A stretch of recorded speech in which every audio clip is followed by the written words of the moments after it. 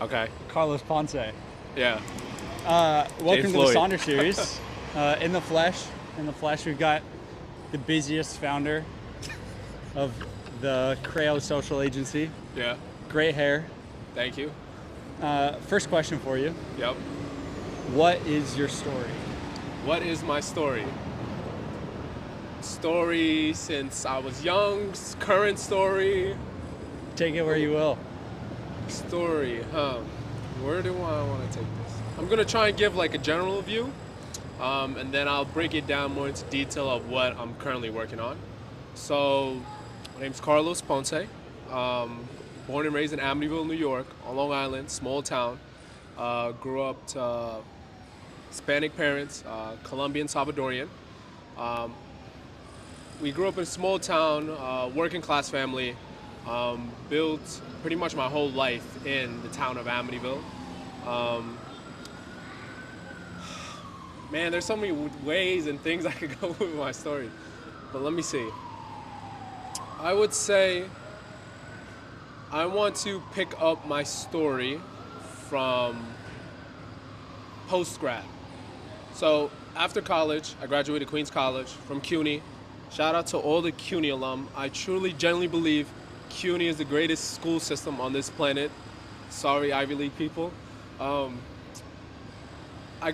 graduated in Queens College back in 23, and after Queens College, I used to work at a construction company as a project coordinator, and I really loved what I did. Not loved, I would say liked. I really enjoyed it. I liked it. However, that wasn't a true passion of mine. I really was a creative person. I love taking pictures. And I started taking pictures for people, started posting on Instagram.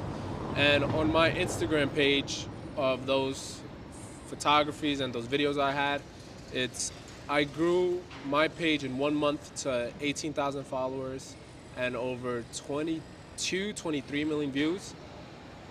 After that, I was like, oh wow, that's cool. I love taking pictures. I kept on doing that. Someone came up to me, was like, hey, why don't you do marketing? I was like, marketing? Like, I don't even know what that is. And mind you, I already had graduated college. I believe there were marketing majors, Queens College. What I thought marketing was just like a New York City ad. Like, I'm gonna put an ad right here on this New York City billboard. That's it.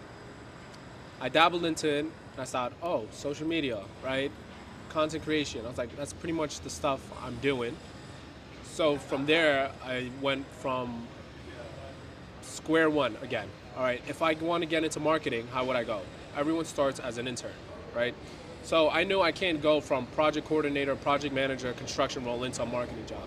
So what I did is I cold DM'd a bunch of people on LinkedIn looking for at least an internship. Whether it was paid or non-paid, Before or after you read The Third Door? This is a good question. I'm trying to think. Right after I read The Third Door. Yeah. Right after I read The Third So Door. you read The Third Door and you're like, I gotta find these people. Yeah. Because at the same time I was working my project management job, I was also trying to do like real estate on the side. But that didn't work out. I didn't like it for various reasons. And I was stuck. I felt stuck. So I was like, one of the greatest things I recommend to anyone or anything is whatever issues you're having in life, like to go read a book about it. Like solve, all right, you have an issue, there's a book with 40 years of knowledge in it, read it, solve it, go from there. So I came across the book, The Third Door, read it, I was like, oh wow, okay, this is how successful people are made. I reached out to a bunch of people on LinkedIn. There was a soccer apparel company based out of Queens, New York. I cold DM'd on LinkedIn, their CEO. He said that same day, hey, can you come do an interview at 5 p.m.? I'm based out of Long Island. From Long Island to Queens during rush hour is like 2 hours. I said, fuck it, why not? So I go interview him. He loved it. He loved me. He introduced me to the marketing manager. The marketing manager, we got along. I started doing free work for them for 3 to 4 weeks. They told me it was going to be an internship for 3 months, non-paid, which is, look, for me, completely fine. Then after a month, they're like, oh, you're doing great work. Let's start paying you. So then that relationship, I was able to hone on and use that as part of my resume. I started doing the same thing, but now not only this time cold DMing people, like starting to reach out to different people, like especially my friend network. And there was this girl who was a friend of mine, and she was doing an internship as a marketing company in LA. And I was like, look, I'm willing to do free work for them, whatever it is. Did that. I met the CEO. Um, the CEO loved me. I was able to, fix up a website for them. And after that, a year later, after doing contract work for them and like free stuff for them, it led me to my full-time job. After 3 months of my full-time job, I loved the work I was doing, but I felt like it just wasn't the type of life I would want to live like 20 or 30 years down. What was the work that you were doing? So the work I was doing is I was on the PR side, helping our clients get on the New York Times, on Rolling Stone, on Vogue, and then on the influencer side, pretty much getting our clients collaborations with the cast of Love Island from Netflix, or the cast of The Housewives of Miami, or different influencers and medias. So it's pretty much PR and media, and I was also doing social media for 1 to 2 of our clients. I love the work I did. However, I always didn't have a feeling I always wanted to do my own thing. Like after, especially my freshman year in college, I always knew I wanted to do my own thing. I learned everything I did from this company, and so grateful from them, and also the Soccer Pro company, and pretty much started to do my own thing. I met my co-founder Kylie at a Possibility Festival.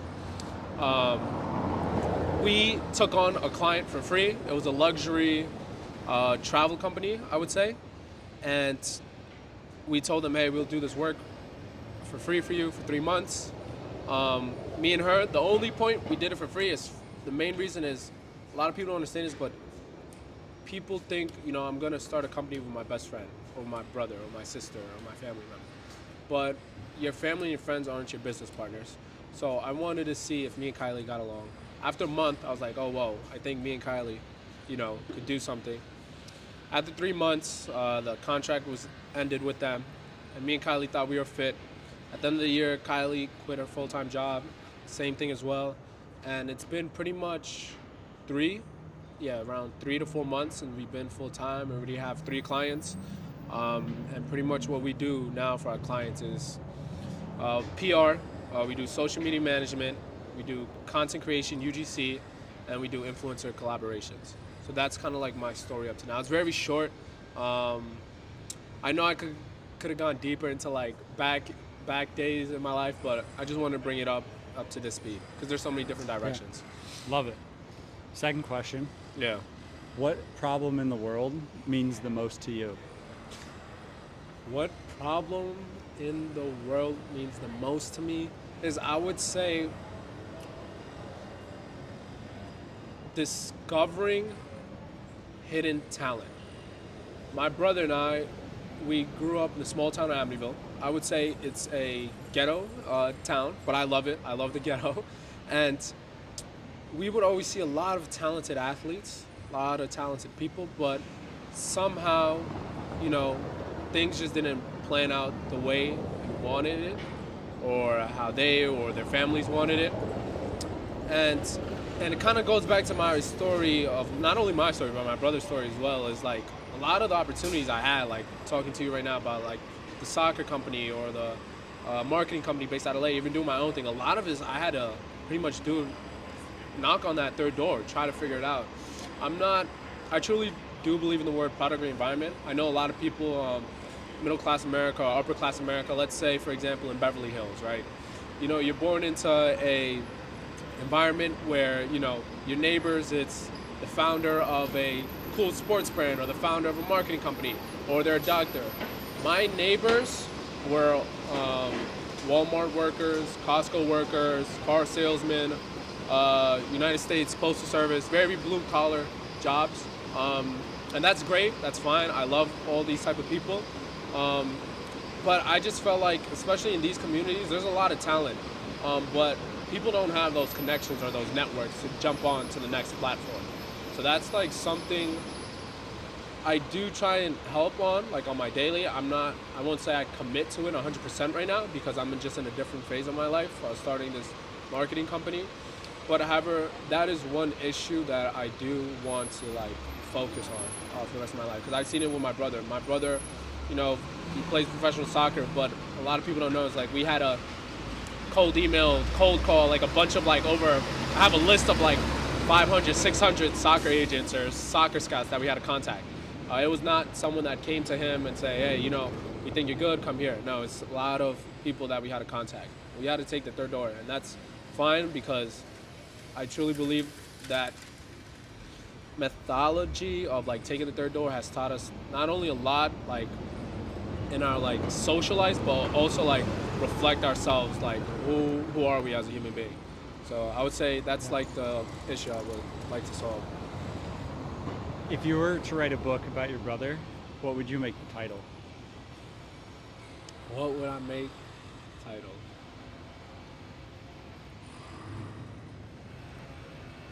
The Golden Kid from Amityville.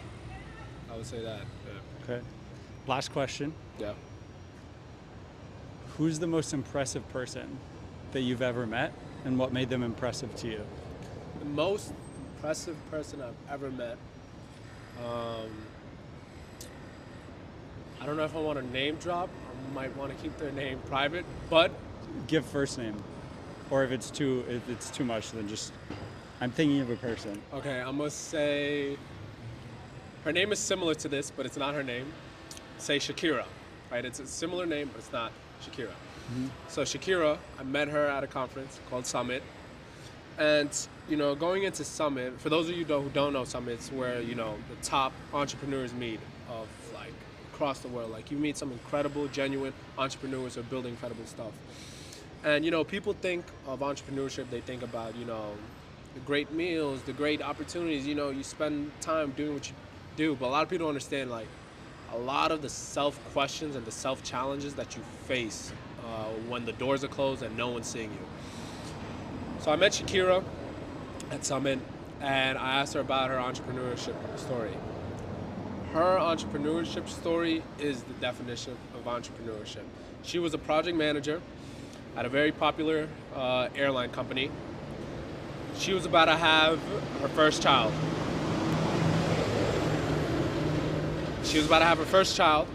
And she knew she always wanted to be an entrepreneur, right?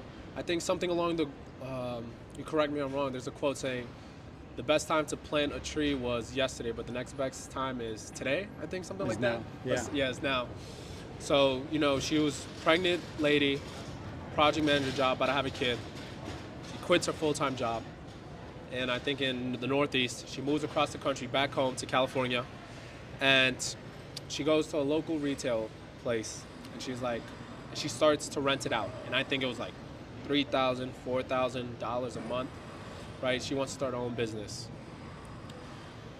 2 days before the owner of that commercial property has to sign, information, sending it to the town or the county of what that business is, she asks Shakira, what type of business do you have?